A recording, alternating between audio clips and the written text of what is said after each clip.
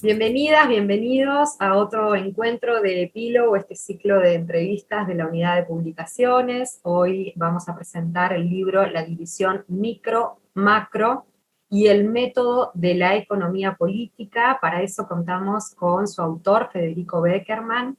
Bienvenido, Federico, gracias por tu tiempo.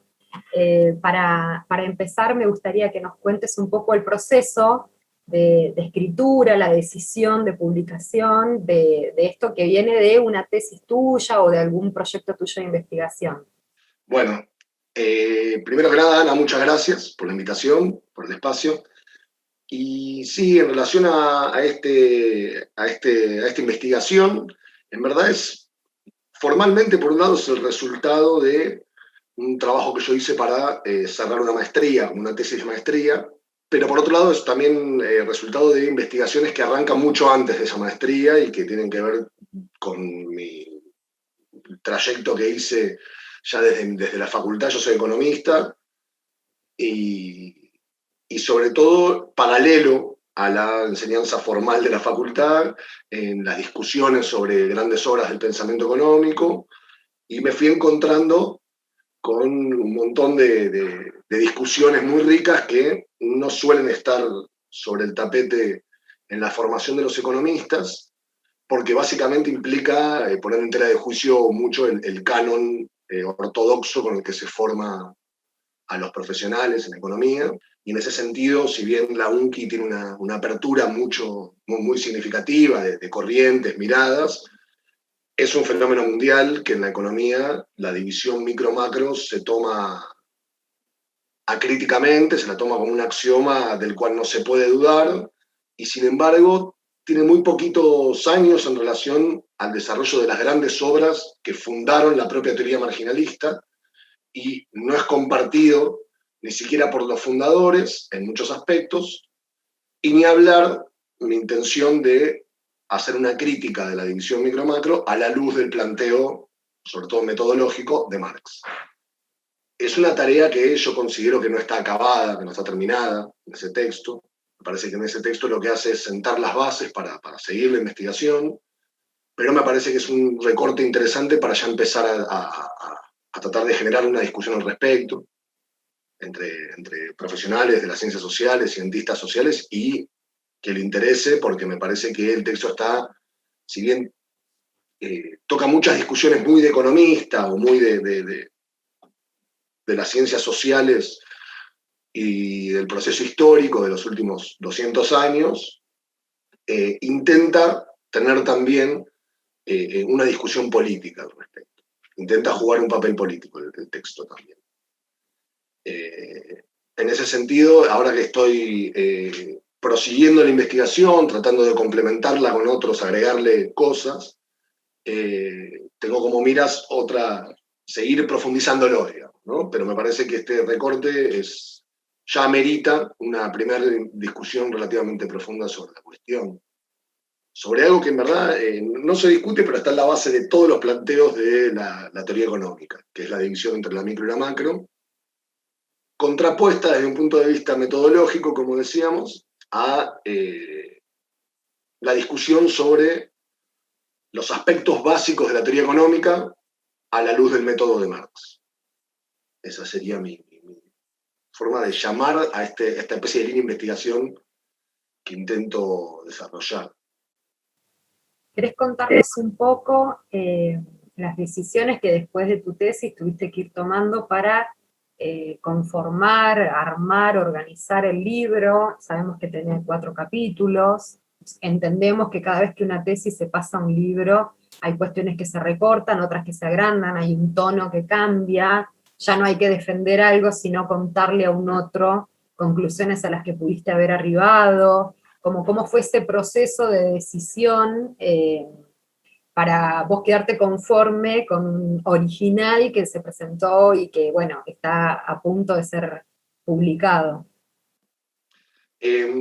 La verdad es que por suerte conté entre la dirección de la tesis y grupos de discusión que yo venía sosteniendo, conté con un muy buen asesoramiento de esto de pensar el formato de la tesis de antemano, ya aún dentro de la instancia de la defensa y de la maestría, así que no fue tan dificultosa la tarea de transformarlo en algo publicable. Sin embargo, alguna que otra de las acotaciones que surgieron fueron fundamentales para, yo diría, dejar bien en claro el recorrido que se está haciendo. Pero básicamente la idea era hacer una presentación primero formal de la cuestión de la división micro-macro, sus orígenes, partiendo de un análisis de la historia del pensamiento económico. Después, en el segundo capítulo hay un primer nivel de crítica, una especie de crítica en los términos que no necesitan ir a aspectos metodológicos, sino más en cómo fue la propia economía marginalista matizando, retocando o asimilando esa misma división micro-macro. Recién después, en el tercer capítulo, ahí se presenta, el primer eslabón de lo específico de la tesis, que es una lectura del método de Marx, bastante teórico, bastante abstracto en ese sentido, tiene sus especificidades, digamos, el capítulo, toma varios textos de Marx, intenta hacer una exposición del planteo metodológico de Marx, y recién después en el capítulo 4, ahí sí, efectivamente, intenta juntar todo eso, o intenta hacer la síntesis de cómo se puede resignificar esa división entre la micro y la macro a partir del método de Marx. Y ahí lo más interesante, me parece, es rescatar aspectos de los propios fundadores del marginalismo, hay un trabajo con Walras y con Marshall, ahí, en aspectos o en partes de su obra, que son los que el propio marginalismo deja de lado implícitamente, a veces hasta explícitamente,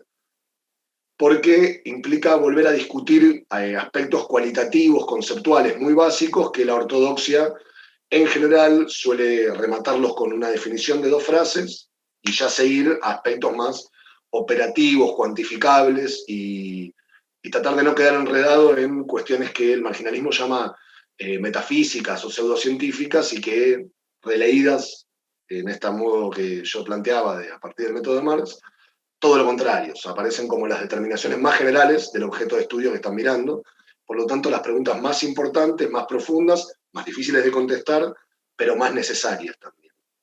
Y en ese sentido, yo creo que hay una resignificación y una lectura interesante para discutir, por lo menos, de hasta aún del propio enfoque marginalista original, digamos, fundador.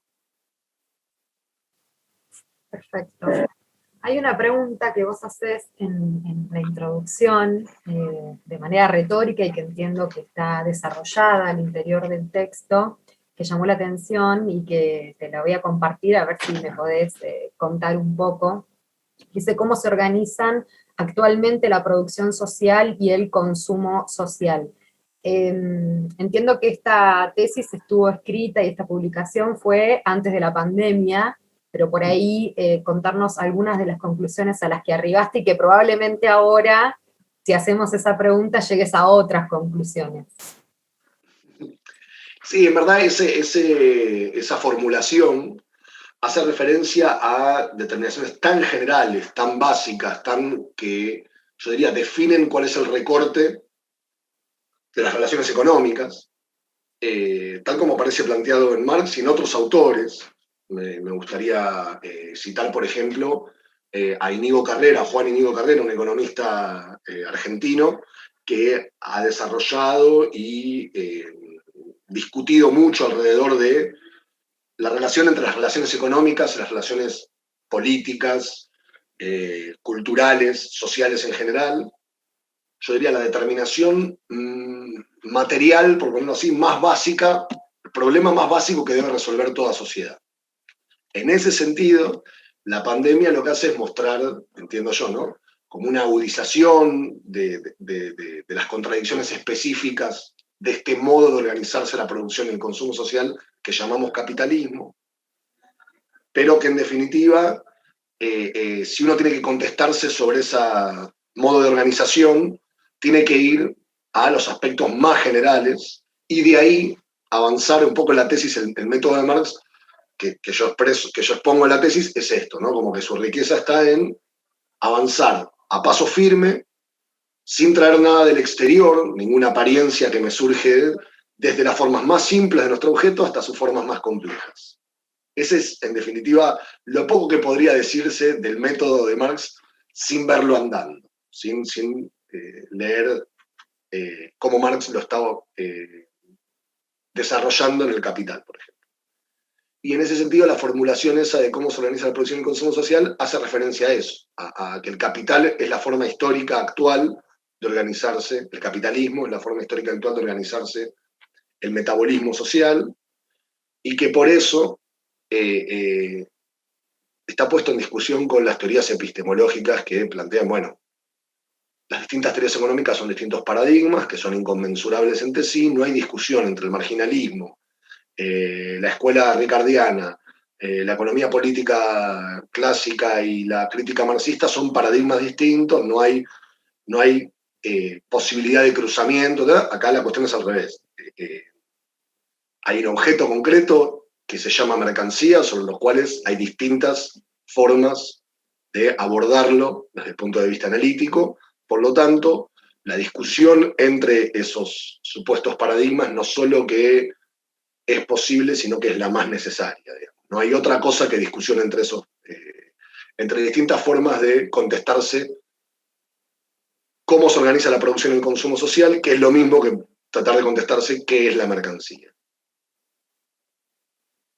Perfecto. Bueno, buenísimo. Sí, Nora, me parece que por ahí se complicó más de lo que... No, pero bueno, me parece que es una que invitación no a discutirlo. para los que no somos de economía, quedó clarísimo, entendí. Te lo agradezco. Te agradezco tu tiempo, te agradezco que hayas publicado con nosotros en la unidad de publicaciones este resultado al que llegaste, este trabajo de investigación que hiciste. Te invito a que con esto que estás escribiendo y que seguís investigando, vuelvas a publicar con nosotros.